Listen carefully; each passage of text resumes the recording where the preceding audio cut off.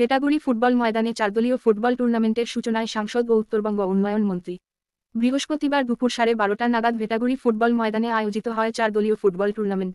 সেই ফুটবল টুর্নামেন্টের শুভ উদ্বোধন করেন রাজ্যের উত্তরবঙ্গ উন্নয়ন মন্ত্রী উদয়ন গুহ ও কোচবিহার লোকসভা কেন্দ্রের সাংসদ জগদীশ চন্দ্র বর্মা বসুনিয়া। এদিন সেখানে ফুটবলে কিক মেরে সাংসদ ও মন্ত্রী দুজনেই খেলার সূচনা করেন বলে জানা যায়।